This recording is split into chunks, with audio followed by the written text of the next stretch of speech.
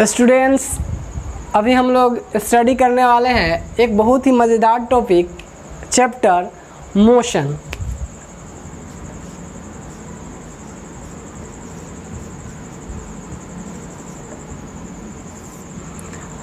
चलिए, मोशन समझने से पहले हम लोग को समझना पड़ेगा, मोशन को अच्छे से अगर आपको समझना है, मोशन को फील करना है, तो हम लोगों को मोशन जानने के लिए कुछ बेसिक टॉपिक की जानकारी बहुत ज़रूरी है। जो बेसिक टॉपिक अगर हमें अच्छे से पता होगा तो मोशन हमें बहुत ही मज़ेदार वे में क्लियर एकदम समझ में आएगा अच्छे से, और मज़ा भी आएगा। तो चलिए देखते हैं कि मोशन समझने के लिए वो कौन कौन सा बेसिक कॉन्सेप्ट है जो हमें पता होना चाहिए, जिसको हम लोग जानने के बाद हम लोग इसको समझ पाएंगे।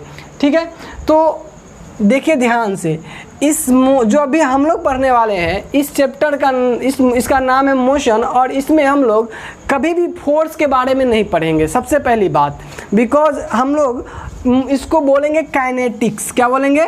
Kinetics, sorry kinematics. काइनामेटिक्स में अभी हम लोग पढ़ने जा रहे हैं। ठीक है, काइनामेटिक्स पढ़ने जा रहे हैं। तो काइनामेटिक्स और काइनेटिक्स एक और इसका पार्ट होता है जिसमें हम फोर्स के बारे में मोशन के साथ फोर्स के बारे में पढ़ते हैं। ठीक है, अब चलिए देखिए, काइनेटिक्स को अच्छे से समझने के लिए है ना, हम लोग कुछ बेसिक कॉन्सेप्ट चाहिए। देखते हैं कि कौन कौन सा बेसिक कॉन्सेप्ट पहले हमको पता होना चाहिए, पढ़ने से पहले हमको ये पता होना चाहिए। ठीक है, देखिए बेसिक कॉन्सेप्ट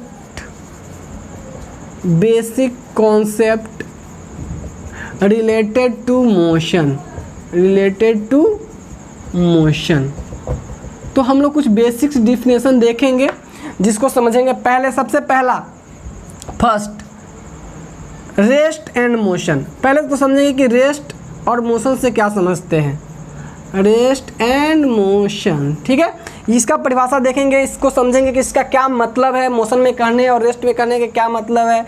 फिर हम लोग बढ़ेंगे डिस्टेंस एंड डिस्प्लेसमेंट से क्या समझते हैं। ठीक है, इसको फिर समझेंगे अच्छे तरीके से, सब इसको डिस्कस करेंगे अच्छे तरीके से। फिर बढ़ेंगे हम लोग स्पीड और वेलोसिटी से क्या समझते हैं, स्पीड और वेलोसिटी से क्या समझते हैं।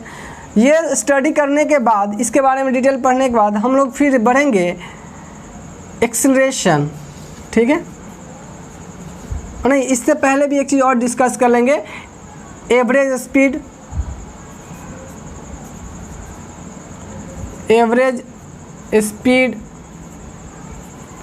And average velocity. ठीक है दोस्त, यानी जो बेसिक डिफिनेशन होगा इस सबसे रिलेटेड वो डील करेंगे। फिर हम लोग बढ़ेंगे एक्सीलरेशन की तरफ, एक्सीलरेशन। ठीक है दोस्त, ये पढ़ लेंगे। इसके बाद हम लोग पढ़ेंगे यूनिफॉर्म एक्सीलरेशन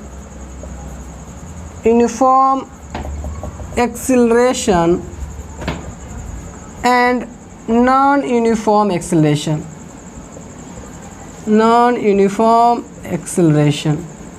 ठीक है दोस्त, ये सबको अच्छे से समझने के बाद, और इसी में एक चीज़ और डिस्कस कर लेंगे, इसी में रिटार्डेशन क्या होता है या डी एक्सीलरेशन। और कॉमा दे के लिख लीजिएगा वहाँ से,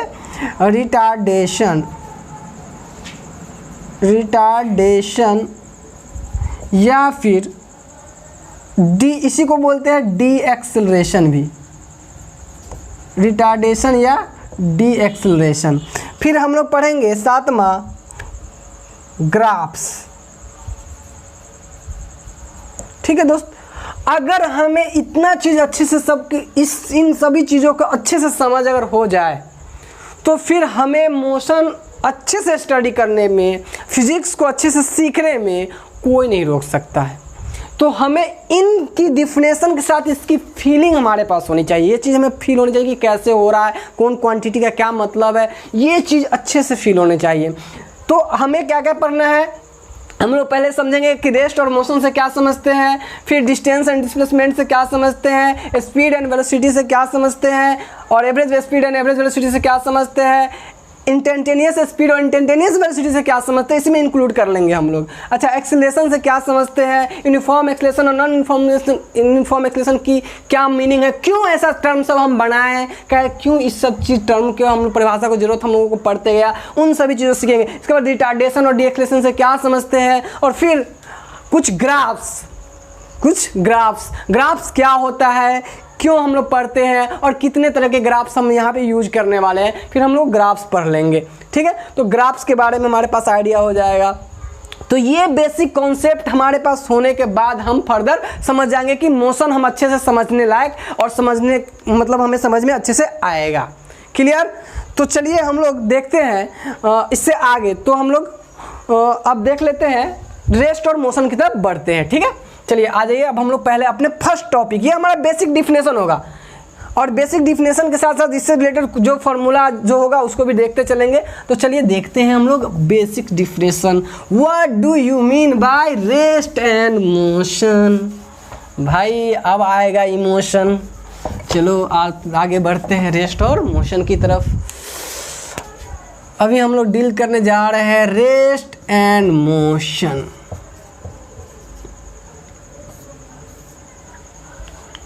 देखिए, रेस्ट और मोशन टर्म को हम लोग डिफाइन करते हैं। चलिए देखते, सोचिए, पहले ऐसे नहीं डायरेक्ट डिफाइन नहीं करेंगे, रट्टा नहीं मारेंगे, हम लोग सीखते हैं क्या होता है।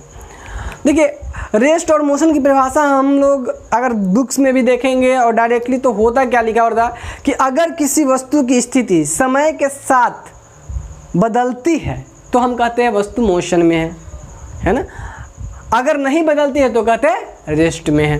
तो हम लोग क्या कहते हैं, अगर हम लोग परिभाषा की बात करेंगे तो पहले देख लीजिए, रेस्ट की बात करेंगे तो हम कहेंगे if position of the body changes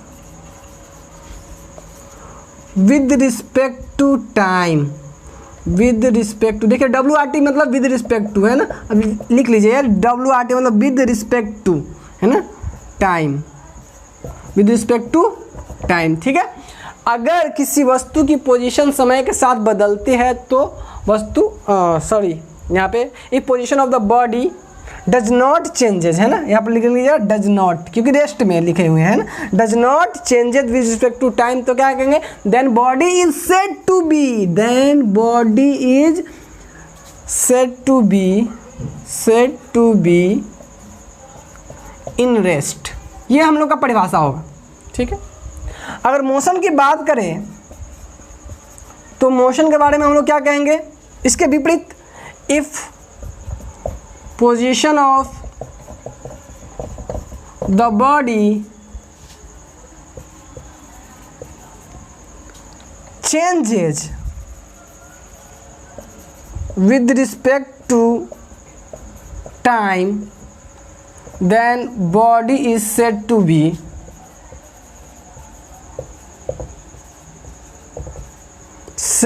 be in motion. ठीक है, तो हम लोग कहेंगे बॉडी मोशन में है। अब आप और हम दोनों आदमी इस परिभाषा से फुल्ली सेटिस्फाइड है। ठीक है, कोई दिक्कत नहीं, परिभाषा में कोई प्रॉब्लम नहीं है। प्रॉब्लम अब आएगी कि अब हम आपसे एक क्वेश्चन कर रहे हैं। ठीक है, अब आप देखिए कि क्या इस परिभाषा के अनुसार आप उस बॉडी को मोशन में बोलिएगा या रेस्ट में बोलिएगा। फिर हम लोग बात करते हैं इस परिभाषा की, मतलब इस परिभाषा से फुल्ली सेटिस्फेक्शन की है ना। चलिए, हम लोग फुल्ली सेटिस्फाइड है अभी तक इस परिभाषा से, और परिभाषा से देखते हैं कि हम लोग को क्या कॉन्सेप्ट डील हो पा रही है, क्या हम पूरी कॉन्सेप्ट समझ में आ रहा है। चलिए, समझ में आ रही बात ये कि अगर समय के साथ वस्तु की स्थिति में बदलाव होगी तो वह कहलाएगा मोशन में, नहीं होगी कहेंगे रेस्ट में। ठीक है, अब चलिए अब देखते हैं हम लोग यहाँ से। अब एक प्रॉब्लम, ठीक है, एक प्रॉब्लम हमारे पास है। क्या, देखिए, दो स्ट्रिंग, एक यहाँ और ए भी, इसका भी एक साइकिल है भाई, है ना, इसका एक साइकिल है, इस पे बैठ के जा रहा है। ठीक है, और एक दोस्त और भी है, ये भी इसका एक साइकिल है। ठीक है दोस्त, ये भी जा रहा है। ठीक, यहाँ से दोनों दोस्त चल रहे हैं, ठीक है दोस्त, दोनों के बीच की दूरी मान लीजिए, दोनों हट के ऐसे चल रहे हैं, ऐसे चल रहे हैं, ठीक है। दोनों के बीच की दूरी मान लीजिए 10 मीटर है, ठीक है। 10 मीटर की दूरी पे दोनों चला रहा है साइकिल से, ट्रिंग ट्रिंग दोनों जा रहा है, ठीक है। ये मान लीजिए मान लो सलमान खान है और ये ऐश्वर्या राय है ना, दोनों जा रहे हैं एक तरफ से, ट्रिंग ट्रिंग ट्रिंग ट्रिंग ट्रिंग, क्या बात है। अब देखो दोनों जा रही है, अब जाते जाते जब दोनों जाएंगे आगे दोस्तों होगा क्या, सो देखिए। अभी ये दोनों जब जा रहा था यहाँ पे पहुँच गया, दोनों एक समान स्पीड से चल रहा था, दोनों सेम डिस्टेंस, मतलब यहाँ पे पहुँच गया सलमान खान ऐश्वर्या राय, ठीक है। ये 10 मीटर की दूरी पे ही है, ठीक। हम आपसे पूछेंगे कि दोस्त आप बताओ कि क्या इसमें से कौन मोशन में है कौन रेस्ट में है, आप बताओ हमें। दोनों चल रही है, जा ही रहा है, दोनों के बीच की दूरी 10 मीटर 10 मीटर 10 मीटर डिस्टेंस पे दोनों चल रहा है। जैसे हम लोग छुट्टी उट्टी कोचिंग क्लास होने के बाद कैसे चलते हैं साथ में, एकदम ट्रिंग ट्रिंग ट्रिंग ट्रिंग, एग्जैक्टली वैसे ही जा रहा है, ठीक है। अब बताइए कि इसमें से हमें ये देखना कि अब हम लोग का आंसर क्या बताओ कि दोनों, बताओ क्या दोनों मोशन में है कि नहीं है। तो हम लोग कहते चल रहा है तो मोशन में है ना, हम लोग क्या कहते चल रहा है तो मोशन में। यही अवधारणा गलती हम लोग के माइंड में बैठ जाता है। परिभाषा जो हम लोग पढ़े एग्जैक्टली 100% वो बहुत ही जुनूनी ना, बहुत इफिशिएंट परिभाषा है। अब परिभाषा पे चलते हैं, देखिए क्या कहता था, if position of the body changes with respect to time, ठीक है। उसमें एक देखिए ध्यान से, अब आप बताइए क्या बॉडी का पोजीशन टाइम के रिस्पेक्ट में चेंज हो रहा है कि नहीं हो रहा है। एग्जैक्टली सब कहेगा भाई यहाँ था, कुछ देर के बाद यहाँ आया तो चेंज हो रहा है।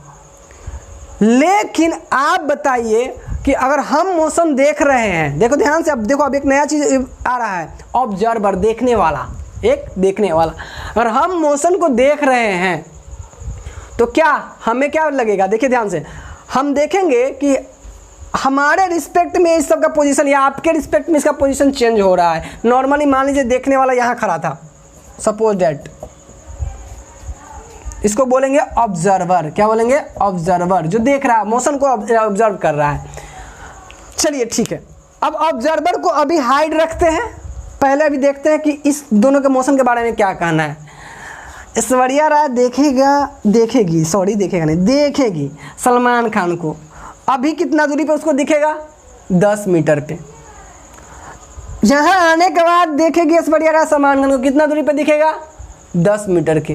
क्या ऐश्वर्या राय के लिए सलमान खान का पोजीशन चेंज हुआ, पोजीशन मतलब जो इसकी स्थिति थी 10 मीटर से, नहीं। क्या कहेंगे, नहीं। हम सब का आंसर होगा भाई 10 मीटर पे अभी था, अभी तभी 10 मीटर पे, जबकि दोनों चल ही रहा है। ध्यान रखिएगा, हमारे माइंड में आ जाएगा कि भाई दोनों मोशन में, ऐसा नहीं। अब देखिए वही बात हम समझाना चाह रहे हैं कि देखने वाले पे डिपेंड करेगा। देखिए तो ऐश्वर्या राय के रिस्पेक्ट में जब इसका पोजीशन चेंज नहीं हुआ, वही हाल सलमान खान के साथ भी होगा। सलमान खान देखेगा ऐश्वर्या राय 10 मीटर पे ही है ना, सलमान खान देखेगा 10 मीटर पे ऐश्वर्या राय, तब भी, अब भी और तब भी, है ना। तो ये क्या कहेगा सलमान खान की, आपका भी पोजीशन वही रहा। तो ये कहेगा कि भाई जब तुम्हारा पोजीशन समय के साथ तो चेंज ही नहीं हुआ मेरे लिए, तो मेरे लिए तो तुम किस में हो, रेस्ट में। ऐश्वर्या राय बोलेगा सलमान खान को, यार तुम रेस्ट में हो। अब सलमान खान क्या करेगा, देखेगा ऐश्वर्या राय को, अरे तो सलमान खान भी कहेगा यार तू भी तो रेस्टे में है, तुम्हारा भी पोजीशन कहाँ चेंज हुआ, 10 मीटर तब भी थी, अभी भी 10 मीटर की दूरी पे है। अब पता नहीं है दूरी कब कम होगा, है ना। ठीक है, समझ में आ रहा बात। तो अब ये इस ऐश्वर्या राय के लिए सलमान खान रेस्ट में रहा, सलमान खान के लिए ऐश्वर्या राय रेस्ट में रहा। चलिए ठीक है, अच्छा समझ में आया बात ये दोनों। अब देखिए ऑब्जर्वर है, ऑब्जर्वर हुआ, मान लें हम देख रहे हैं दोनों को जाते हुए या फिर और कोई भी। तो उस समय जब हम यहाँ खड़े थे तो ये ऐश्वर्या राय 15 मीटर पे थी और सलमान खान 25 मीटर पे। अब गए इधर, जब यहाँ पे पहुँचा तो ये मान लीजिए 100 मीटर पे चली गई और ये 75 मीटर पे है। तो दोस्त अभी बताइए, अगर हम देख रहे हैं तो हमारे लिए ऐश्वर्या राय की पोजीशन 15 पे था, सलमान 25 पे था, बाद में सलमान 100 पे हो गया और 75 पे हो गया। तो हमारे लिए पोजीशन चेंज हुआ कि नहीं हुआ, अगर हम देख रहे थे तो हमारे लिए, हमारे रिस्पेक्ट में समय के साथ दोनों का पोजीशन चेंज हो रहा है। तो हमारे लिए सलमान खान भी और ऐश्वर्या राय भी, दोनों किस में होगा, मोशन में। दोनों क्या होगा, क्योंकि दोनों का समय के साथ हमारे लिए चेंज हो रहा है। तो बताइए, सलमान खान ऐश्वर्या राय रेस्ट में भी है और मोशन में भी है, ऐसा कैसे भाई? अब बात आ जाती कि एक ही कुछ चीज रेस्ट में भी और मोशन में कैसे हो सकता है?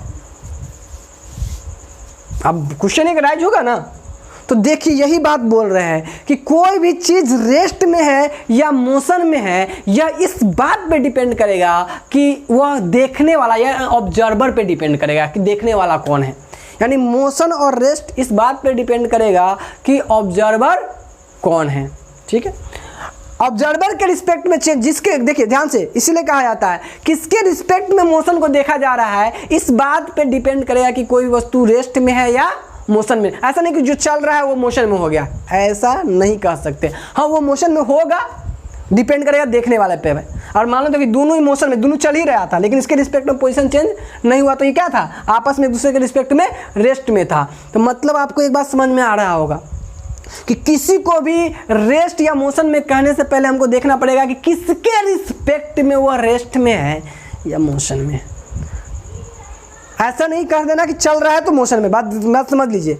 तो यहाँ से एक वर्ड निकल के आ रहा है, आपको एक चीज दिख में आ रहा है, एक ही चीज रेस्ट में है, एक ही चीज मोशन में है। यानी सलमान खान ऐश्वर्या राय एक दूसरे के रिस्पेक्ट में रेस्ट में है, और ऑब्जर्वर के रिस्पेक्ट में मोशन में है। तो यानी दोनों रेस्ट में भी है, मोशन में है। तो हम ये कहेंगे कि कोई भी वस्तु रेस्ट में है या मोशन में, यह इस बात पे डिपेंड करेगा कि ऑब्जर्वर कौन है, या ऑब्जर्वर किसके रिस्पेक्ट में मोशन को ऑब्जर्व कर रहे हैं, किसके रिस्पेक्ट में हम मोशन को डिफाइन कर रहे हैं, उस बात पे डिपेंड करेगा कि वस्तु रेस्ट में है या मोशन में है। बात समझ में आ रही है? जैसे अगर हम लोग ग्राउंड पे, अर्थ पे है, तो अर्थ हमारे लिए रेस्ट में है, अर्थ के लिए हम रेस्ट में, पर यही दूसरे ग्रह के आदमी अगर देखेगा तो उसके रिस्पेक्ट में अर्थ का पोजीशन चेंज होते हुए नजर आएगा, हमारा पोजीशन चेंज होते हुए नजर आएगा। उस ग्रह पर के आदमी के लिए, उस ग्रह से जो देखेगा उसके लिए हम भी मोशन में होंगे, अर्थ भी मोशन में होगा। जबकि हमारे लिए अर्थ रेस्ट में है, अर्थ के लिए भी हम रेस्ट में हैं। तो मोशन कोई का भी जो स्थिति किसी बॉडी का ऑब्जर्वर पे डिपेंड करेगा। तो हम कह सकते हैं कि मोशन को हम लोग किसी के रिस्पेक्ट में डिफाइन करते हैं। तो इसीलिए एक शब्द वहां से निकल के आया, motion is a relative word. Motion is a relative word. Relative word कहने का मतलब कि मोशन कोई वस्तु का इस बात पे डिपेंड करेगा कि किसके रिस्पेक्ट में वो मोशन देखा जा रहा है। क्लियर है क्या? तो यहां से आप एक बात नोट कर सकते हो, अब या फिर हम आपसे एक क्वेश्चन यहाँ भी कर सकते हैं, यहाँ पे हम आपसे क्वेश्चन कर सकते हैं कि व्हाई रेस्ट और motion is a relative word, is a relative word या टर्म। ठीक है, ये आपसे क्वेश्चन होगा।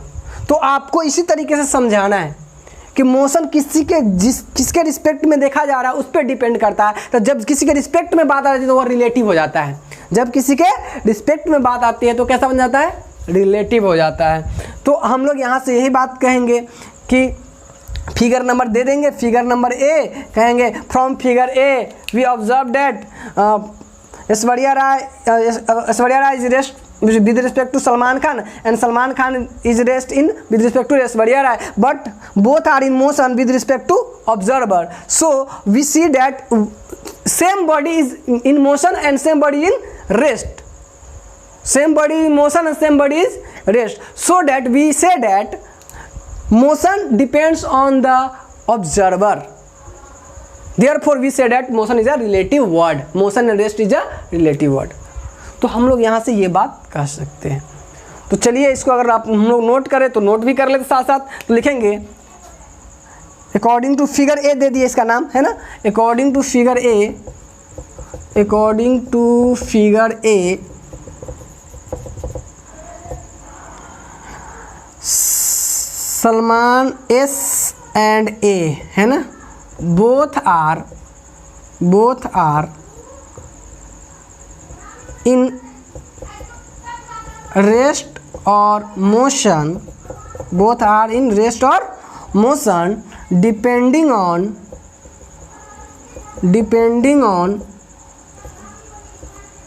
observer, so that we say that rest और मोशन लिखे एंड दोनों, क्योंकि हम दोनों बात बोल रहे हैं, depending on observer, so that we say that motion and rest are relative word, motion and rest are relative, motion और rest, motion and rest are relative word.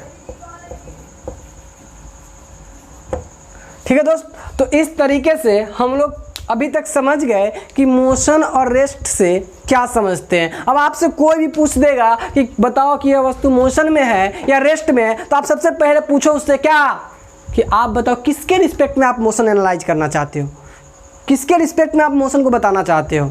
मेरे रिस्पेक्ट में अगर देख लेंगे, क्या आपके रिस्पेक्ट में देख लेना कि हमारे रिस्पेक्ट में क्या वस्तु का पोजीशन चेंज हो रहा है, और चेंज हो रहा है तो मोशन में, नहीं तो रेस्ट में। क्या बात क्लियर है? बात क्लियर है? तो दोस्तों आप लोगों को रेस्ट और मोशन अब भली भांति समझ में आ गया होगा। अब आपसे कोई कभी भी आपसे कोई पूछ देगा कि बताओ रेस्ट में या मोशन में, तो हम अपेक्षा करते हैं आप सब पहले उससे पूछोगे कि भाई बताओ किसके रिस्पेक्ट में आप बात कर रहे हो। ठीक है, अब रिस्पेक्ट देखने के बाद आपको समझ में आ जाएगा उसके रिस्पेक्ट में चेंज हो रहा है पोजीशन, तो कहेंगे रेस्ट, मोशन में नहीं हो रहा तो रेस्ट में। अब आप लोग क्लियरिफाई कर लिए हम लोग पूरी तरह के इस तरीके से। ठीक है, अब चलिए दोस्त, अब हम लोग यही बात कर लेते हैं। अब बढ़ते हैं हम लोग थोड़ा सा अपने नेक्स्ट टॉपिक की तरफ, जो हम लोग का होगा डिस्टेंस एंड डिस्प्लेसमेंट। हम लोग को कोई कंफ्यूजन ही नहीं रखना है ना, सारा कॉन्सेप्ट एकदम गर्दा है ना, देसी लैंग्वेज गर्दा है ना, पूरा एकदम जबरदस्त, कोई कंफ्यूजन ही नहीं रखना है, बात को एकदम क्लियर कर करके। अब चलिए रेस्ट और मोशन के बाद हम लोग देखें कहाँ दोस्त, डिस्टेंस एंड डिस्प्लेसमेंट, दूसरा परिभाषा की तरफ हम लोग बढ़ते हैं। आ जाइए, distance and displacement.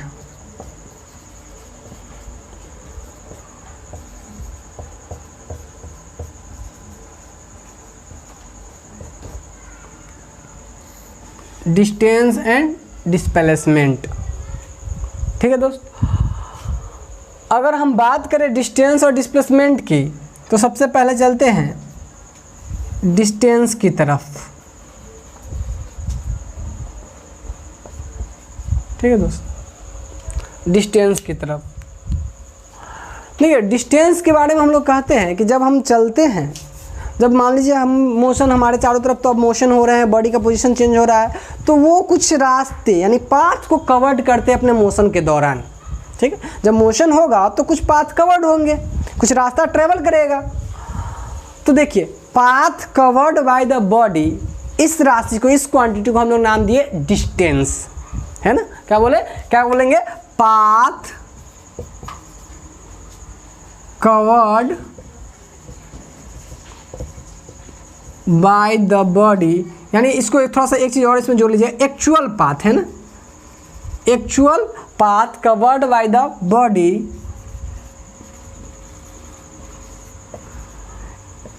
is known as distance। ठीक है, is known as distance। actual path covered by the body is known as distance। ठीक है, अब देखिए ध्यान से कि हमारे पास ये एक डिस्टेंस होता है, तो इसकी यूनिट हम लोग क्या लिखेंगे ऐसा यूनिट में, मीटर में। तो क्या होगा ऐसा यूनिट, इसका क्या होगा ऐसा यूनिट मीटर। ठीक है, ऐसा यूनिट क्या होगा मीटर। दोस्त अब एक टर्म आएगा यहाँ पे कि ये स्केलर क्वांटिटी, कौन सा क्वांटिटी है, इट इज स्केलर क्वांटिटी।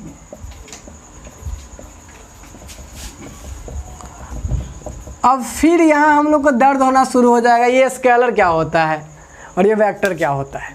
ये दो चीज़ें आएंगे अभी, स्केलर और वेक्टर। दोस्त अभी जस्ट वेट कीजिए, हम डिस्टेंस और डिस्प्लेसमेंट को डिस्कस करने के जस्ट बाद स्केलर और वेक्टर ही डिस्कस करते हैं, क्योंकि उसको हमको नोट करना चाहिए था। उसमें जो हम लोग बेसिक पॉइंट लिखते थे उसमें हम लोग को नोट कर लेना चाहिए था, तो उसको भी हम लोग को स्टडी करना चाहिए था, लेकिन मिसअप हुआ, कोई बात नहीं। हम लोग यहाँ उसको फिर से इसको पढ़ने, डिस्टेंस और डिस्प्लेसमेंट के कॉन्सेप्ट पढ़ लेते हैं, तत्काल हम लोग सीख लेते हैं स्केलर क्वांटिटी होता है, क्योंकि आगे हम बार बार इस चीज़ को यूज करेंगे हर चीज़ में कि स्केलर है कि वेक्टर है, स्केलर है कि वेक्टर, फिर स्केलर वेक्टर करते हम रह जाएंगे। हमें पता होना चाहिए कि स्केलर और वेक्टर का क्या मतलब है, ठीक है। तत्काल हम लोग लिख लेते हैं कि ये स्केलर क्वांटिटी होता है। दोस्त इसके अलावा हम लोग को ध्यान रखना है, अभी आप ये बस इतना देख लीजिए इसको कि एक शब्द आता है डायमेंशनल फार्मूला, क्योंकि इस सब क्वांटिटी के साथ हम लोग यूज करेंगे डायमेंशनल फार्मूला। ये क्या होता है, इसका यूज करके हम लोग ध्यान से, इसका यूज करके हम लोग कई फार्मूला को रिलेट करते हैं, वहाँ से फार्मूला भी ड्राइव होता है, उसका यूनिट भी पता चलता रहता है। तो डायमेंशनल फार्मूला बराबर आपको आपके एग्जाम्सन में कम लेकिन कॉम्पिटेटिव एग्जाम्सन में ज़्यादा पूछे जाते हैं। तो आप लोग क्या करो, थोड़ा सा इसको देख लो। तो देखो डायमेंशनल फार्मूला में कैसे लिखते हैं, बहुत ही आसान, बहुत ही आसान। इसको ब्रैकेट, देखिए ध्यान सुनिएगा, इसको एक स्क्वायर ब्रैकेट में लिखते हैं, ठीक है। और मास के लिए m लिखेंगे, ध्यान से देखिएगा, लेंथ के लिए लंबाई जो रहेगा उसके लिए l, और टाइम के लिए क्या लिखेंगे, t लिखेंगे, capital T, MLT, capital T। जहाँ भी मास रहेगा उसके लिए m, l लंबाई रहेगा तो l, और टाइम के लिए t, और इसमें लिखेंगे MLT। अब हो सके तो इस एरिया होगा तो लंबाई के स्क्वायर होगा, तो उसमें पावर उसका अलग अलग हो सकता है, तो हम लोग करें कि इसके पावर के टर्म में लिखते हैं, ठीक है। जो पावर रहेगा फार्मूला के अनुसार ये चेंज होगा, ठीक। अब देखिए, अब बात ये समझ में आ गया, ये भी आप नोट कर लीजिए, इसको बोलते हैं डायमेंशनल फार्मूला। तो देखिए इसका डायमेंशनल फार्मूला की बात करेंगे, डिस्टेंस की, दूरी यूनिट क्या होगा, मीटर। अब सेंटीमीटर सीजीएस यूनिट होता है ना। और क्या कैसा क्वांटिटी, स्केलर। अभी बस स्केलर के बारे में हम बस यहाँ देख लिए हैं, अब आगे इसको डिस्कस करते हैं। अब देखिए यहाँ इसको देखिए ध्यान से, ये वाला इसका डायमेंशनल फार्मूला लंबाई है, डिस्टेंस है तो उसमें खाली लंबाई है तो उसके लिए खाली एल होगा, बाकी बात उसमें मास होगा क्या, लंबाई में नहीं होगा। टाइम की बात होगा क्या, लंबाई में नहीं होगा। तो हम लोग कहते हैं it's dimensional formula is, dimensional formula is क्या हो जाएगा दोस्त, मास है क्या, नहीं, m0। लंबाई है क्या, हाँ एक लंबाई है, तो एक 1 लिखो या फिर 1 नहीं भी लिखो तो चलेगा। और टाइम क्या, टाइम है क्या, नहीं, t0 ऐसे लिखो, या फिर इसको शॉर्ट करके मास m0 होगा तो 1 हो जाएगा, t0 होगा तो 1 हो जाएगा, तो खाली क्या बचेगा, l बच जाएगा। क्या हो जाएगा, खाली l। तो आप ऐसे भी लिख सकते हो। तो इसका कहलाएगा डायमेंशनल फार्मूला। इसीलिए जितने भी क्वांटिटी हम लोग लिखेंगे आगे जो भी पढ़ेंगे एक्सेलेरेशन, सबके लिए ये सब चीज़ लिखेंगे, सबके लिए देखेंगे कि स्केलर है कि वेक्टर है। तो तत्काल हमें डिस्टेंस के बारे में ये बेसिक जानकारी मिल गई है यहाँ से, मतलब actual path covered by the body is known as distance. चलिए अब हम लोग डिस्प्लेसमेंट को भी देख लेते हैं, फिर दोनों को रिलेट करके देखेंगे, है ना, रिलेट करके, जहाँ से हमें डिस्टेंस और डिस्प्लेसमेंट का फुल कॉन्सेप्ट क्लियर होगा। तो आ जाइए देखते हैं हम लोग डिस्प्लेसमेंट के बारे में। तो चलिए डिस्प्लेसमेंट के बारे में हम लोग यहीं से देखना शुरू करते हैं, क्या होगा डिस्प्लेसमेंट। आ जाइए, डिस्प्लेसमेंट, जब हमारे पास डिस्टेंस था ही तो डिस्प्लेसमेंट की क्या ज़रूरत था, है ना भाई। देखिए दोनों दो तरह की बात होती है। अभी मान लीजिए कि एक लड़का ए पॉइंट से, हम लोग जब कहीं जाते हैं, मान लो कहीं गेम चल रहा है, यहाँ पे गेम चल रहा है बी पॉइंट पे, और मान लीजिए रास्ता ऐसे ऐसे बना हुआ है, कुछ इस तरीके से बना हुआ है रास्ता यहाँ आने का, ठीक है। तो कुछ लड़के क्या करेंगे, ऐसे ऐसे ऐसे ऐसे ऐसे करके जाएंगे, और कुछ लड़के जो रहते हैं और जिसको सब्र नहीं होता है वो क्या करेगा, भाई एकदम सीधा चलो, एकदम सीधा, ये तो करेगा। तो आप देखो ए और बी के बीच आप दो तरीके से डिस्टेंस को डिफाइन कर रहे हो। एक ए और बी के बीच सबसे छोटा दूरी देख रहे हो, और एक क्या देख रहे हो, अच्छा किसी भी तरह से जैसे जैसे जाने का रास्ता है, मतलब जैसे जैसे वो गया हुआ है, ठीक है दोस्त। और एक क्या देख रहे हो, एकदम छोटा दूरी जो सबसे जल्दी पहुँचे। तो भाई स्वाभाविक सी बात है, जल्दी वाला चीज़ तो हमारी ज़िंदगी में बहुत आता ही है कि काम थोड़ा स्मूथली जल्दी हो। तो हम लोग एक क्वांटिटी ऐसा डिफाइन किए कि इस तरह के जो ए और बी जो बिंदु है उसके बीच जो शॉर्टेस्ट डिस्टेंस होता है जो सबसे छोटी दूरी, उस दूरी को हम लोग बोलते हैं डिस्प्लेसमेंट। ए और बी के बीच की सबसे छोटी दूरी जिसको क्या बोलते हैं, डिस्प्लेसमेंट। तो हम लोग कहेंगे, क्या कहेंगे, कैसे डिफाइन करेंगे, the shortest distance between initial and final point, या फिर कह सकते हैं the shortest distance between two points is known as displacement. Clear? तो चलिए इसको लिख भी लेते हैं, ये तो आपको समझ में आ गया यहाँ। तो लिखेंगे the shortest distance between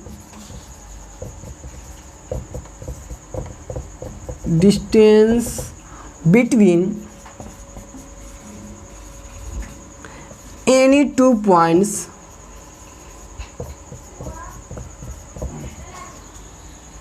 is known as displacement। ठीक है दोस्त, अब यहाँ तक हम लोग डिस्प्लेसमेंट को भी डिफाइन कर लिए। अब इसमें बात आती है कि भाई इसको किस में मापेंगे, तो भाई दूरी है, ये भी देखे थे ना, दूरी ही तो था, दूरी का यूनिट क्या होगा, वही रह जाएगा। तो एसआई यूनिट इसका क्या हो जाएगा, इस एसआई यूनिट इज मीटर। ठीक है दोस्त। अच्छा, ये एक वेक्टर क्वांटिटी होता है। अभी आपको बोले कि जस्ट आपको समझाएंगे डिस्टेंस और डिस्टेंस कवर करने का, तो वेक्टर यानी एक वेक्टर और स्केलर के बारे में अभी समझाएंगे। उसमें जो हम पॉइंट नोट किए उसमें तो नहीं है, लेकिन हम आपको समझाएंगे, अभी जस्ट समझाएंगे, क्योंकि इसके बिना आपको मज़ा नहीं आएगा, है ना। तो हम लोग मज़ा लाएंगे इसमें। ठीक है दोस्त। अब देखो, ये वेक्टर क्वांटिटी होगा, क्लियर। तो ये एक वेक्टर क्वांटिटी का क्यों होता है वो सब भी क्लियर करेंगे। अच्छा, इस डायमेंशनल फार्मूला, चूंकि डिस्टेंस ही एक तरह का, तो डायमेंशनल फार्मूला भी क्या रह जाएगा, सेम रह जाएगा दोस्त। तो यहाँ तक तो बात सेम क्लियर हो गया। अब चलिए इसी चीज़ को जरा सा, डिस्टेंस और डिस्प्लेसमेंट को हम लोग ग्राफिकली समझने की कोशिश करते हैं और दोनों को रिलेट करने की कोशिश करते हैं, दोनों को एक दूसरे से जोड़ के देखने की कोशिश करते हैं क्या क्या हो सकता है। सो देखिए,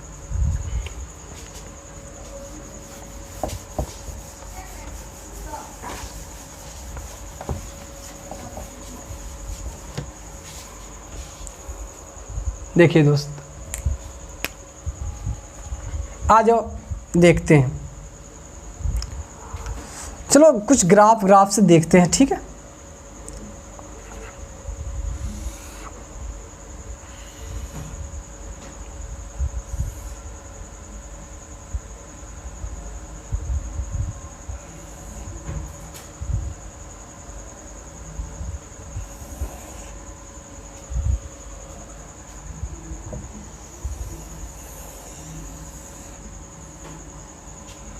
ठीक, परिभाषा हम अपेक्षा करते हैं आप लोगों को याद हो गया होगा। Path, actual path covered by the body is called distance and the shortest distance between two point is known as displacement. आपको शुरू वाला और अंतिम पॉइंट के बीच के ध्यान रखना, बीच का रास्ता को ध्यान में रखना ही नहीं, ठीक है। अच्छा, चलिए, ये A B C D E F, ठीक है।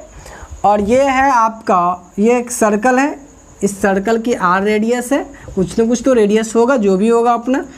ए से मान लीजिए ये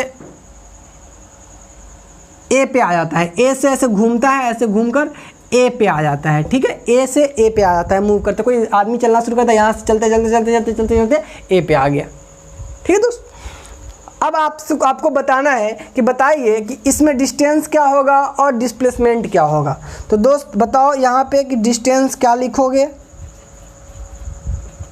और डिस्प्लेसमेंट क्या लिखोगे परिभाषा के अनुसार, ठीक है दोस्त। यहाँ डिस्टेंस क्या लिखोगे और यहाँ डिस्प्लेसमेंट क्या लिखोगे।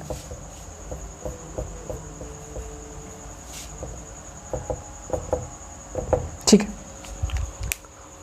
हम लोग सोचेंगे यार इसमें तो कुछ दिया ही नहीं, क्या लिखेंगे। भाई दिया है, ये जो है ये दूरी ए बी है, ये दूरी बी सी है, नाम दिया, वैल्यू नहीं दिया, वैल्यू दिया रहता तो उतना वैल्यू उसका हो जाता, ठीक है।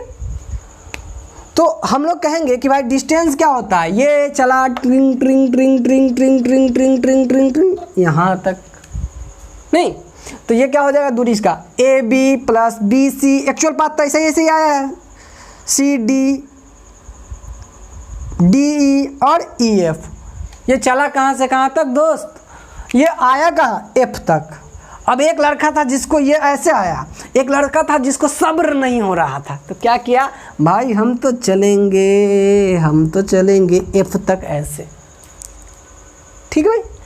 अब यहाँ से हम लोग क्या कर सकते हैं, ये क्या हो जाएगा पता है, डिस्टेंस क्या होगा भाई, जैसे जैसे जैसे जैसे चल के आया वो क्या होगा, इसका डिस्टेंस हो जाएगा। तो यहाँ से क्या हो जाएगा, AB plus BC plus CD plus DE plus EF, ये इसका डिस्टेंस हो जाएगा। अच्छा, डिस्प्लेसमेंट क्या होगा दोस्त, तो अगर इसी लड़का के लिए डिस्प्लेसमेंट की बात बोले तो इस लड़का के लिए डिस्प्लेसमेंट क्या होता है, इनिशियल पॉइंट और फाइनल पॉइंट के बीच सबसे छोटी दूरी। क्या ऐसे आके ऐसे करके आएंगे तब छोटी दूरी होगा कि यहाँ से यहाँ के बीच डायरेक्ट सीधा, नहीं दोस्त, ये डायरेक्ट सीधा, यह दूरी क्या होगा, AF। डिस्प्लेसमेंट क्या होगा, AF। अब यह लंबाई हमें पता रहता तो वैल्यू के रूप में लिख लेते, यही बात 2 मीटर 4 मीटर प्लस 3 मीटर ये डिस्टेंस हो जाता, और ये जितना होता 5 मीटर 7 मीटर 8 मीटर जो भी वो डिस्प्लेसमेंट हो जाता। बहुत ही आसान।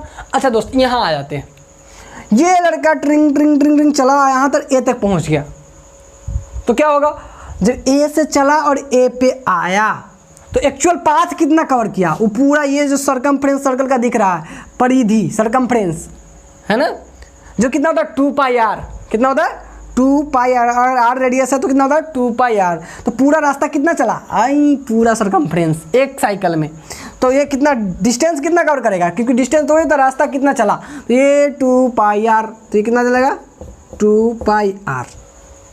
अच्छा, डिस्प्लेसमेंट कितना हुआ, डिस्प्लेसमेंट कितना हुआ दोस्त, तो डिस्प्लेसमेंट आपका हो जाएगा, यहाँ से चला यहीं पे आ गया, तो शुरू और अंतिम के बीच की स्ट्रेट पूरी डिस्टेंस क्या हो, शॉर्टेस्ट डिस्टेंस 0, क्या हो जाएगा 0। समझ में आया दोस्त, ये आपको अब डिस्टेंस और डिस्प्लेसमेंट का मतलब क्लियर हो गया होगा। दोस्त इसमें कई तरीके के प्रॉब्लम आपसे पूछ लिए जाते हैं। अब देखिए कैसे प्रॉब्लम पूछ लिए जाएंगे, सो देखिए वो भी देख लीजिए कि प्रॉब्लम कैसे बनेंगे। इस पर हम लोग यहाँ के प्रॉब्लम भी कर लेते हैं। इस पर देखिए प्रॉब्लम कैसे पूछेंगे, कहेगा एक आदमी ए पॉइंट से सेमी सर्कल कंप्लीट करता है, कितना करता है, सेमी सर्कल, यानी ए से ए तक चला, सेमी सर्कल कंप्लीट करता है। तो बताइए find that what is distance and what is displacement. दोस्त डिस्टेंस कितना होगा और डिस्प्लेसमेंट कितना होगा, तो जैसे हम लोग को पता है कि डिस्टेंस तो ये वाला दूरी हो जाएगा, अब ये हमें से सब निकाल लेगा क्योंकि सर्कमफ्रेंस 2 पाई r होता है, तो इसका आधा चला, कितना चला, हाफ, तो 2 से डिवाइड करेंगे तो ये आ जाएगा पाई r, यानी कितना आएगा, सेमी सर्कल का सर्कमफ्रेंस कितना होता है पाई r, तो ये हो जाएगा पाई r, डिस्टेंस चल जाएगा। अच्छा डिस्प्लेसमेंट बताओ दोस्त, B तक आया, A से B तक, तो बताओ कितना होगा, तो भाई सीधा सा बात है, शुरू और अंतिम के बीच के स्ट्रेट डिस्टेंस है, तो डायमीटर हो जाएगा दोस्तों। क्या हो जाएगा, डायमीटर होगा, तो ये डायमीटर यानी 2r हो जाएगा। डिस्प्लेसमेंट कितना हो जाएगा, डिस्प्लेसमेंट कितना हो जाएगा 2r के बराबर, r प्लस r कितना हो जाएगा 2r। अगर r दिया रहेगा तो हम वैल्यू रख देंगे, जितना मान आएगा वो आ जाएगा। बात समझ में आ रही बात ये दोस्त, ये इस तरीके से पूछ सकता है, या फिर आपको कहेगा कि देखिए ये एक तरीका होगा कि सेमी सर्कल पे ट्रेवल कर लिया तब कितना हुआ। दूसरा क्या पूछ सकता है दोस्त, देखिए क्वेश्चन की कैटेगरी टोटल बता दे रहा है कि इतना ही क्वेश्चन इसमें से राइज कर सकता है इस तरीके से, डिस्टेंस और डिस्प्लेसमेंट के लेके। दोस्त यहाँ देखो, बताओ क्या अगर आपको कहा जाए कि कोई आदमी 1/4 ट्रेवल करता है, कितना करता है 1/4 सर्कल का ट्रेवल करता है, कितना करता है 1/4, 1/4 सर्कल का ट्रेवल करता है, तो यानी ए से सी पे आएगा, या इधर से आए जो भी ए से सी तक आएगा, और सी तक आएगा तब कहेगा कि सर्कमफ्रेंस डिस्टेंस कितना होगा, डिस्प्लेसमेंट कितना होगा। तो देखिए ये दोस्त यहाँ से ट्रिंग ट्रिंग ट्रिंग इतना डिस्टेंस होगा, और डिस्प्लेसमेंट कितना होगा दोस्त, इस केस में इतना होगा।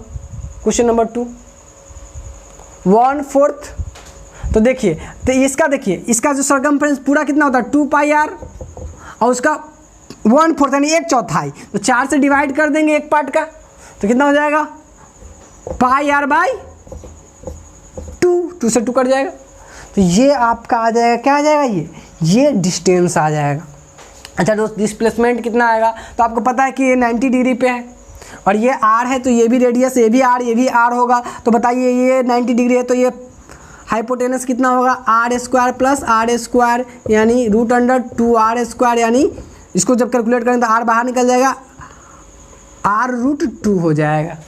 नहीं दोस्त, इस तरीके से आर दिया रहेगा तो वैल्यू निकाल लेंगे हम लोग। तो इस तरीके से अलग अलग केस देके आपसे क्वेश्चन एराइज कर सकता है डिस्टेंस और डिस्प्लेसमेंट का। मैक्सिमम इतना रोटेट कर सकता है, और अलग करेगा तो कुछ इस तरीके का क्वेश्चन भी दे सकता है। देख लीजिए,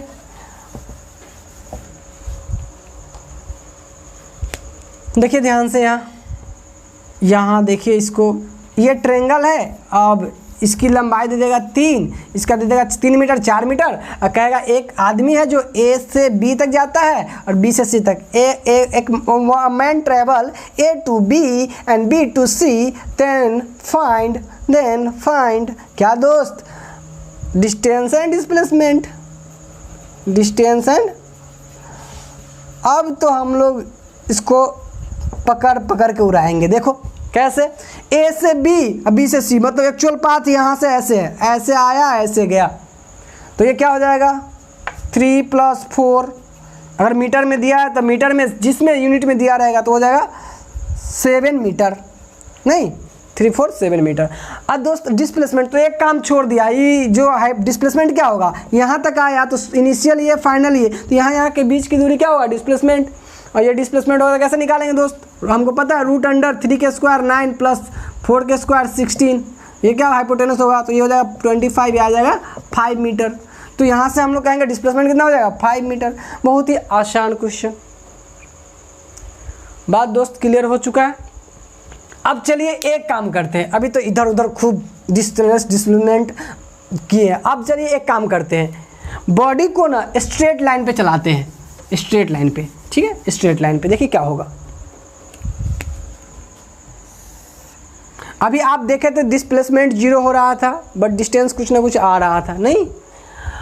अभी हम लोग देखें कि डिस्टेंस 7 आ रहा है, डिस्प्लेसमेंट 5 आ रहा है, मतलब डिस्टेंस बड़ा दिख रहा है, डिस्प्लेसमेंट छोटा दिख रहा है।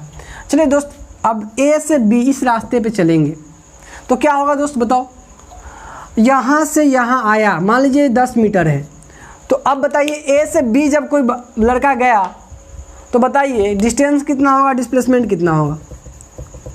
भाई ए से बी के बीच की दूरी 10 मीटर, तो डिस्टेंस 10 मीटर चला। अच्छा डिस्प्लेसमेंट बताया, शॉर्टेस्ट डिस्टेंस, शॉर्टेस्ट डिस्टेंस क्या होगा दोस्त, शॉर्टेस्ट डिस्टेंस क्या होगा, जो इसके बीच की जो इनिशियल फाइनल के बीच जो सबसे छोटा दूरी था, इससे छोटा तो कोई हो ही नहीं सकता, क्योंकि इसके अलावा कोई दूरी चलोगे तो वो इससे बड़ा ही होगा, नहीं। तो हम लोग क्या कहेंगे कि ये भी क्या हो जाएगा 10 मीटर ही हो जाएगा। तो इस केस में डिस्टेंस और डिस्प्लेसमेंट बराबर हो जा रहा है। तो इन पूरी बातों से हम आपको कुछ नोट्स करवाना चाहेंगे जो कि एग्जाम्सन में डायरेक्ट आते हैं। चलिए बात नोट करेंगे, अब ये सब नोट कर लीजिए अगर एग्जाम्पल नोट करना चाहते हैं। अब इससे अधिक कोई भी प्रॉब्लम बुक का उठा लो, अब इससे अधिक इसमें अब आपको डिस्टेंस और डिस्प्लेसमेंट में घुमाएगा नहीं ज़्यादा, है ना।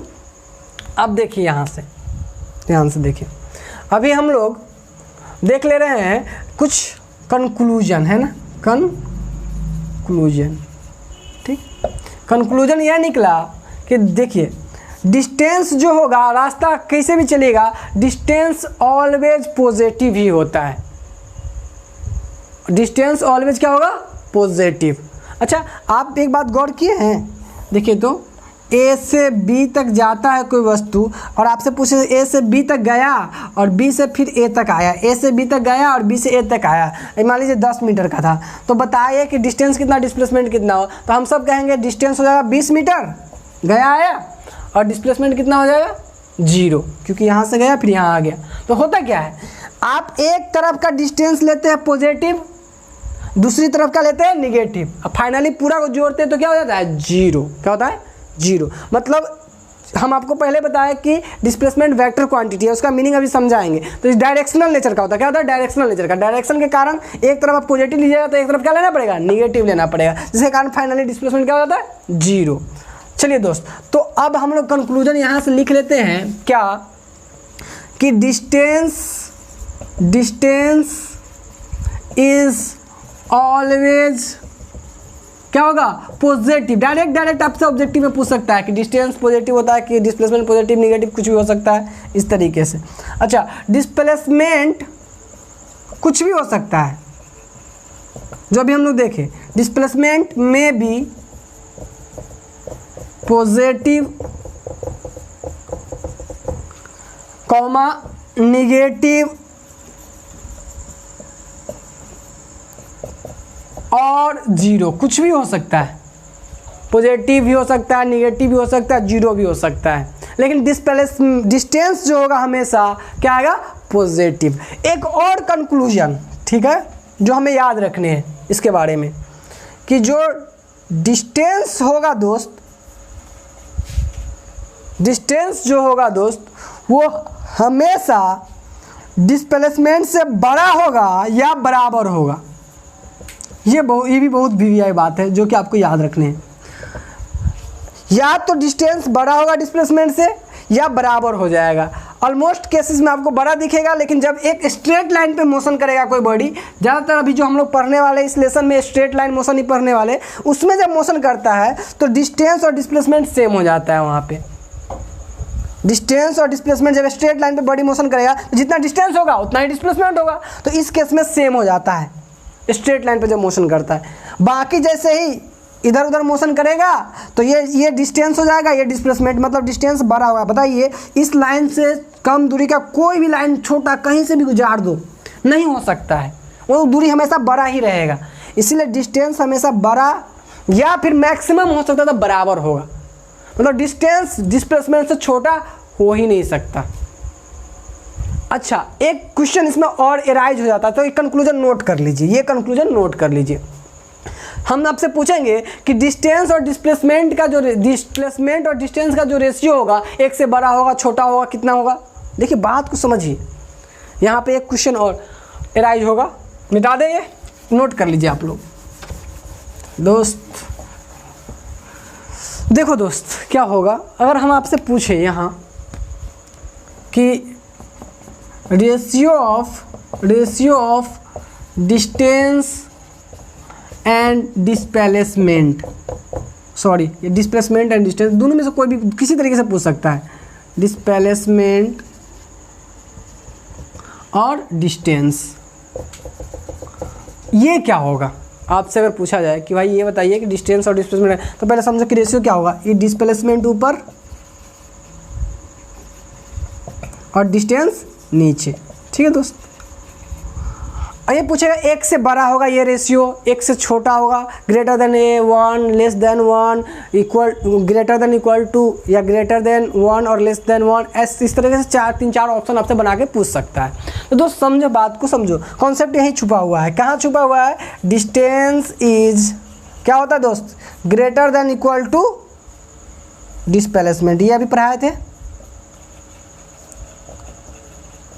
अब देखिए डिस्टेंस बड़ा होता है डिस्प्लेसमेंट से, तो आप बताइए इसके बारे में सोचिए। अगर देखिए ध्यान से, कोई भी नंबर ऊपर में छोटा, न्यूमरेटर में छोटा और डिनोमिनेटर में बड़ा होता है, तो वह रेशियो कैसा आता है, सोचिए ज़रा सा। चाहे कितना भी बड़ा कर लीजिए, कितना भी बड़ा, कोई भी 99/100 या कुछ भी, नीचे में बड़ा रहना चाहिए, ऊपर में छोटा, न्यूमरेटर लेस डिनोमिनेटर बड़ा।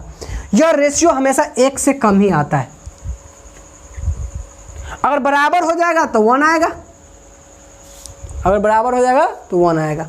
तो अभी बताओ, क्या डिस्प्लेसमेंट हमेशा डिस्टेंस से क्या रहता है, छोटा रहता है, मतलब कम रहता है, मतलब नीचे वाला ज़्यादा होगा, ऊपर वाला कम रहेगा। एक केस में बराबर होता है, जिस समय बराबर होगा यह रेशियो 1 आएगा, और जिस समय छोटा रहेगा उस समय यह रेशियो लेस देन 1 आएगा। मतलब हम कह सकते हैं रेशियो क्या होगा, इक्वल टू 1 और less than 1, less then and कर लो, एंड लेस देन 1। यह रेशियो क्या हो सकता है, 1 के बराबर हो सकता है या 1 से कम हो सकता है, यही हो सकता है। तो अगर इसके उल्टा तो बराबर हो सकता है, 1 से बड़ा हो सकता है, क्योंकि ऊपर डिस्टेंस आ रहा है तो ये बड़ा हो जाएगा, नीचे छोटा हो जाएगा, नीचे छोटा हो जाएगा तो मतलब 1 से ज़्यादा। जब भी कभी भी नीचे छोटा हो जाए 4/3, 100/99, तो ये रेशियो चाहे 98-97, देखिए ध्यान से, कुछ भी अगर छोटा हो जाए 45-40 नीचे, तो वह 1 से बड़ा ही आएगा। तो उसके उल्टा अगर करेंगे तो 1 के बराबर होगा या 1 से बड़ा आएगा। अगर इधर ऐसे करेंगे तो 1 से छोटा आएगा या 1 के बराबर, ये दोनों बात इसमें सेटिस्फाइड होगी। हाँ, लेकिन 1 से बड़ा या नहीं हो सकता ये रेशियो। तो 2 क्वेश्चन इसमें बन गए। क्लियर है दोस्त। तो इस तरीके से हम लोग अभी डिस्टेंस और डिस्प्लेसमेंट को भली भांति बहुत अच्छे तरीके से क्लियर कर लिया। अपेक्षा करते हैं आपको सारी बात बहुत अच्छे तरीके से समझ आ गई होगी। ठीक है दोस्तों, जैसा आपको हम बता रहे थे कि इसके बाद हम लोग डिस्कस करेंगे स्केलर और वेक्टर जस्ट, क्योंकि बराबर जरूरत पड़ रही है और हम लोग नोट करना छोड़ दिए थे, तो इसको आप लोग ऐड कर लिए उसमें कि जो 7-8 जो लिखाए थे उसमें स्केलर और वेक्टर भी हम लोग सीखेंगे। आज ये हम लोग जरा सा स्केलर और वेक्टर डिस्कस कर ले, ये आपकी नॉलेज के लिए ज़रूरी है, क्योंकि बार बार हम यूज करेंगे स्केलर वेक्टर और हमें पता ही नहीं रहेगा तो फिर पता चलेगा कि रट्टा मार, है ना, ये चीज़ें नहीं होनी चाहिए। आज ये तो हम लोग बात कर लेते हैं थोड़ा सा स्केलर वेक्टर, फिर अगले चलेंगे स्पीड और वेलोसिटी की तरफ, क्योंकि वहाँ सब भी हम लोग लिखेंगे स्केलर है कि वेक्टर है। तो आ जाइए, स्केलर एंड वेक्टर, एक पॉइंट इसको भी दे दीजिएगा आप लोग उसमें एक नाम के साथ। ठीक है दोस्तों, देखिए स्केलर और वेक्टर, सबसे बड़ी बात आती है कि स्केलर और वेक्टर की ज़रूरत क्यों पड़ी और हम इसको क्यों कहते हैं। देखिए जितना भी क्वांटिटी हम फिजिक्स में यूज करते हैं सबको फिजिकल क्वांटिटी कहते हैं, जितना भी क्वांटिटी से लेंथ, मास, टाइम, जितना भी वेलोसिटी, एक्सीलरेशन, सब फिजिकल क्वांटिटी है। तो जितने भी क्वांटिटी थे, है ना, उसके साथ हमें दो चीज़ें मिल रही थी, दो चीज़ें। एक में हमें सिर्फ मैग्नीट्यूड की ज़रूरत पड़ रही थी, मतलब कितना है, और एक में मैग्नीट्यूड के साथ साथ डायरेक्शन की भी ज़रूरत पड़ रही थी। अब कैसे हम समझाते हैं आपको। अब दुकान पे जाओ, दुकान पे जाना और कहना, कहोगे उसको 1 दर्जन केला पूरब की ओर, 1 किलो चीनी पश्चिम की ओर, पागल घोषित करेगा, रांची भेज देगा, ये नहीं करेगा। अब वो आपको चीनी लेना है 1 kg और 1 kg केला लेना है, 1 दर्जन केला लेना है, तो उसमें डायरेक्शन की ज़रूरत कहाँ पड़ रही है? पूरब पश्चिम लगा के काहे बोल रहे हो? डायरेक्शन की ज़रूरत पड़ रही है क्या वहाँ पे? वहाँ कुछ ऐसे क्वांटिटी जिसमें डायरेक्शन की ज़रूरत हमें पड़ ही नहीं रही है, बिना डायरेक्शन के काम चल रहा है। और डायरेक्शन के साथ हम बोलते हैं तो वो हमारी पागलपंथी होती है। उसके बाद बिना डायरेक्शन की समझ में आ जाएगा कि 1 kg चाहिए, 2 kg चाहिए, उसमें पूरा पश्चिम लगाने की क्या ज़रूरत है। तो कुछ जगहों पे हमें डायरेक्शन की ज़रूरत नहीं पड़ रही थी। ये बात तो बहुत मज़ेदार लगा भाई, डायरेक्शन की ज़रूरत नहीं पड़ रही थी, जिसमें खाली कितना है 10 kg, 5 kg, 25 kg, 100 kg, उसको एक में ये पड़ रहा था। दूसरा में क्या हुआ, चलिए दूसरा समझाते हैं। मान लीजिए आपका एक भाई है, जो आप जहाँ हो या हम जहाँ, मान लीजिए मेरा एक भाई है, हम यहाँ हैं, वो यहाँ से 100 मीटर की दूरी पे भुला गया है। फिर से सुनिए, मेरा भाई है जो 100 मीटर की दूरी पे क्या हुआ है, भुला गया है। ठीक है, बुलाया हुआ यहीं आसपास में एक लड़का आया हमको दौड़ते हुए कहने कि देखिए आपका भाई 100 मीटर की दूरी पे यहाँ से है। वाह, मेरा भाई तो मिल गया 100 मीटर की दूरी पे।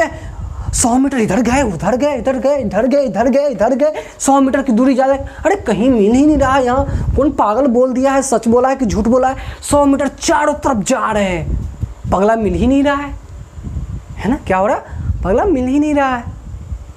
समझ में आ रही बात है? तो पूरी 365 दिन गुजर गए, 100 मीटर जा के अब तक पगला मिला नहीं। फिर वही लड़का आया, करा जा, हम तो भूल ही गए थे आपको बताना कि आपका भाई 100 मीटर पूरब की ओर है ना? या आप जहां खड़े उससे 30 डिग्री एंगल पे है या 25 डिग्री एंगल पे है, 100 मीटर की दूरी पे। पगला इतना परेशान कर दिया, फिर जाके बताता है। ठीक है, हम क्या करेंगे, आंख बुनेंगे और यहाँ से पहला कदम से पूरब की ओर निशाना साधेंगे और 100 मीटर चलना शुरू। ठीक है दोस्त, और टिक टिक टिक टिक जैसे ही 100 मीटर पहुँचेंगे, पगला बैठा हुआ है ना, नाश्ता कर रहा है, एक झापड़ देंगे, है ना? चल पगला, कहाँ कहाँ भुला जाता है तू, चल, है ना? मतलब आपको समझ में आ रहा है कि यहाँ पे हमको कितना है कि साथ साथ डायरेक्शन की भी जरूरत पड़ रही थी। बिना डायरेक्शन के काम नहीं चल रहा था। बिना डायरेक्शन के देखे ना 365 दिन घूमे थे और 360 डिग्री पर रोटेट किए थे। बात समझ में आ रही बात? तो अगर हम इस तरह के परेशानी से बचना चाहते हैं, रियल लाइफ में समझिए किस तरह से है जुड़ा हुआ, तो हमें कुछ क्वांटिटी जो ऐसे होते हैं जिसमें हमें क्या चाहिए होती थी, डिस्टेंस, मतलब मैग्नीट्यूड प्लस साथ साथ क्या चाहिए, डायरेक्शन भी चाहिए होती थी। तो हमें कुछ क्वांटिटी ऐसा मिला जिसमें डायरेक्शन और मैग्नीट्यूड दोनों की ज़रूरत पड़ रही थी। कुछ क्वांटिटी ऐसे मिला जिसमें केवल मैग्नीट्यूड, जैसे चीनी वाला केस देख लीजिए, बनाना वाला केस देख लीजिए, उसमें आपको सिर्फ बताना है कि कितना, डायरेक्शन की कोई ज़रूरत नहीं। तो ऐसे क्वांटिटी जिसमें डायरेक्शन की कोई ज़रूरत नहीं पड़ती थी, इसको बोले स्केलर क्वांटिटी। और ऐसे क्वांटिटी जिसमें डायरेक्शन के साथ साथ मैग्नीट्यूड के साथ साथ डायरेक्शन भी चाहिए होता था, ऐसे क्वांटिटी को बोले वेक्टर क्वांटिटी। क्या क्लियर है ये? तो दोस्त हम लोग थोड़ा सा स्केलर और वेक्टर को नोट डाउन कर ले फटाफट। SCALAR, scalar. अब रह गई बात कि बहुत सारे क्वांटिटी है, तो आपको कुछ क्वांटिटी तो डायरेक्ट पता चल जाते हैं, लेकिन कुछ क्वांटिटी आप जैसे जैसे पढ़ते जाते हो तो आपको पता चलता है कि अच्छा ये वेक्टर है, और आपको वहाँ एनालाइज भी करवाया जाता है कि वेक्टर ये कैसे है। तो आपको धीरे धीरे पता चलता रहता है कि कौन स्केलर है कौन वेक्टर है। लेकिन हम लोग यहाँ बेसिक डिफिनेशन लिख रहे हैं, जिसमें हम लोग नोट कर लेंगे वो भी, ठीक है। तो चलिए कहेंगे those physical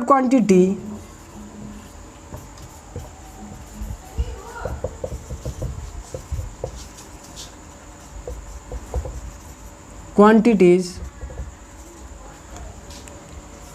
which are represented only by magnitude, है ना, only by magnitude, सिर्फ मैग्नीट्यूड के द्वारा उसको हम रिप्रेजेंट कर सकते हैं,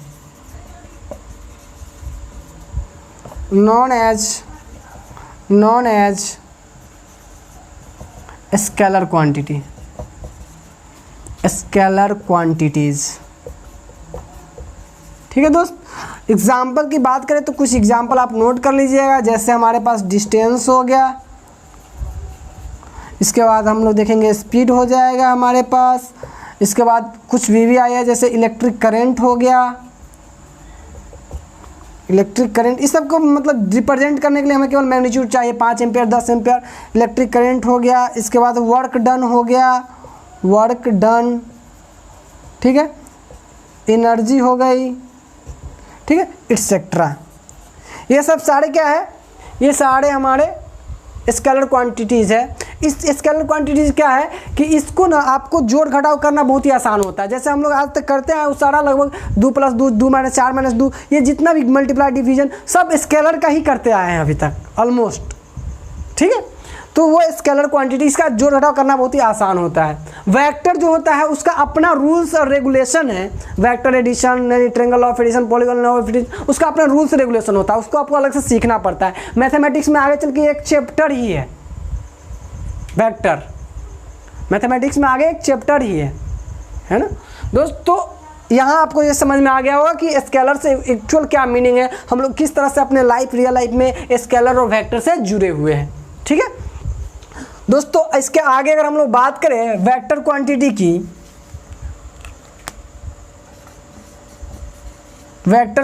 की, ठीक है, तो those physical quantities which are represented bye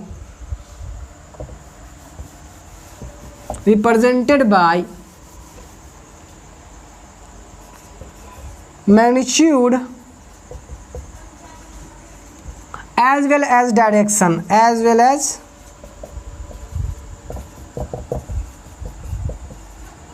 are known as, है ना, डायरेक्शन। एक शब्द इसमें और जोड़ लेते हैं, बोले ना कि इसका जोड़ घटाव अपना कुछ नियम के अनुसार होता है, उसको बोलते हैं triangle of addition. And also follow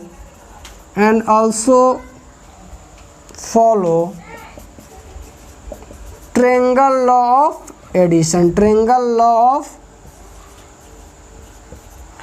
addition, ठीक है दोस्त। ये इस नियम के अनुसार इसका एडिशन होता है ना, तो ट्रायंगल ऑफ एडिशन, है ना। इसकी जो डिस्क्रिप्शन होती है अलग से वेक्टर की क्लासेस में होती है। तो तत्काल हमें बेसिक जानकारी चाहिए थी कि स्केलर और वेक्टर से क्या मतलब होता है। हम लोग केवल डिफिनेशन और उसके बेसिक इन्फॉर्मेशन ले रहे थे, तो हमें यहाँ तक ये चीज़ क्लियर हो गया होगा। No also follow triangle of addition known as vector, है ना, उसको हम लोग क्या बोलते हैं, वेक्टर। एग्जाम्पल की बात करो दोस्त, तो अभी आप बताओ डिस्प्लेसमेंट। अब आ जाओ दोस्त, हम इसीलिए क्यों लिखे थे अब आपको क्लियर होगा, क्योंकि जब डिस्प्लेसमेंट की आप बात करते हो तो क्या करते हो, ए पॉइंट और बी पॉइंट के बीच टारगेट फिक्स करते हो, अच्छा इस डायरेक्शन में, और उसी डायरेक्शन में आप चलते जाते हो। एक डायरेक्शन, ये डायरेक्शनल नेचर हो जाता है। डिस्प्लेसमेंट में क्या करते ए और बी, जबकि डिस्टेंस में क्या था, ट्रिंग ट्रिंग ट्रिंग ट्रिंग ट्रिंग। भाई कोई इधर इधर इधर इधर कोई फिक्स डायरेक्शन नहीं था डिस्टेंस में, जबकि डिस्प्लेसमेंट क्या था, ए और बी फिक्स डायरेक्शन। नहीं दोस्त, तो इस तरीके से हम लोग देखें कि डिस्प्लेसमेंट जो होता है वो डायरेक्शनल नेचर का होता है। उसी तरीके से आगे आपको पता है वेलोसिटी भी होता है, एक्सेलरेशन, ये सब वेक्टर क्वांटिटी है। एक्सेलरेशन आगे चल के देखेंगे, फोर्स, ये सारे मोमेंटम, ये सारे इम्पल्स, ये सारे वेक्टर क्वांटिटी होते हैं। ठीक है दोस्त, तो इस तरीके से हम लोग स्केलर और वेक्टर को भी समझ लिए हैं। अब बार बार हम लोग यूज कर सकते हैं। आप जैसे ही वेक्टर यूज करेंगे आप समझ जाओगे कि इस क्वांटिटी में मैग्नीट्यूड के साथ साथ डायरेक्शन की भी ज़रूरत पड़ती है रिप्रेजेंट करने के लिए, समझने के लिए। चलिए तो आज के लिए बस इतना ही। थैंक्स, मिलते हैं नेक्स्ट।